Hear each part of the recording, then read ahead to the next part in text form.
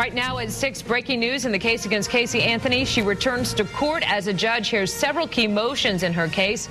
Big coverage of the big story starts now. Casey Anthony sat alongside her attorney today, paying close attention and occasionally taking notes. Her parents sitting just a few feet behind her, seeing her for only the second time since she was indicted on a first-degree murder charge. Good evening, everyone. I'm Martha Sagowski. I'm Jim Payne. The judge ruled on all 4 motions he heard today. We have big team coverage of the case against Casey. Michelle Meredith has new reaction from some of those involved in that hearing. But we start things off with Bob Keeling with more on today's rulings. Yeah, Martha, we can tell you that mostly Jose Baez did not get what he came here for today. And it seemed like again and again the judge's patience with him was wearing thin. It's basically looking at a roster and seeing that A-Rod's on the other team. And you can Jose Baez used his best baseball analogies, but for the most part swung and missed. 2 of his motions failed, including his request for sanctions against the prosecutors. My point is here, Judge, we were asked to inspect the vehicle. They took certain items out. When they took these out, they never notified the defense.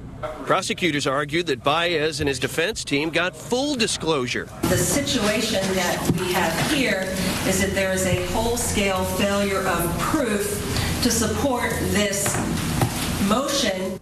The judge agreed. He also agreed to George and Cindy Anthony's request to keep George's suicide note private. The couple only managed to get a couple of glances in court with Casey. And for a second time in a row, George wore a very visible Kaylee button. Kaylee's always with them, and she always will be with them, and they want everybody to know that. She's in a lot of people's hearts, including theirs.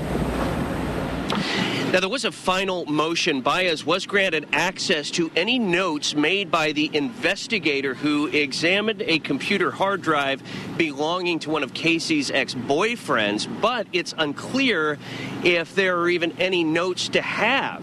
But for Jose Baez, that's as good as it got.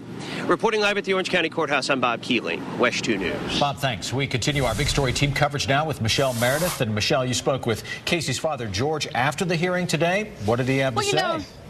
Well, Cindy and George Anthony, they left the courthouse, as you saw, with their attorney, and they usually don't say anything. But today, George Anthony, he said 2 words, just 2 words to indicate he's not feeling very well.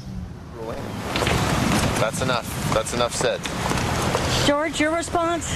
No response. George, you're fighting a cold, aren't you? Big time. Big time? Oh, you're fighting a cold big time? Cindy, are you fighting a cold? Cindy, how do you think it went today? She thinks it went fine. Casey looked scared today. I think that's your interpretation, and you shouldn't be. Now, I understand that Cindy Anthony is also feeling a bit under the weather today, and I was asking Jose Baez about Casey. She looked scared in court today, and as you heard him say, he just felt like that was one person's opinion.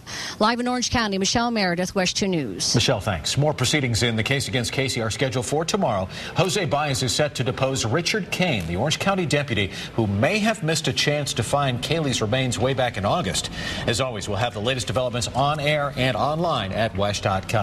And this is one of the biggest cases in Florida history, a story that's being followed from coast to coast. So how will they ever find a fair jury? Don't miss this special report, Finding a Jury for Casey, tonight on WESH 2 News at 11.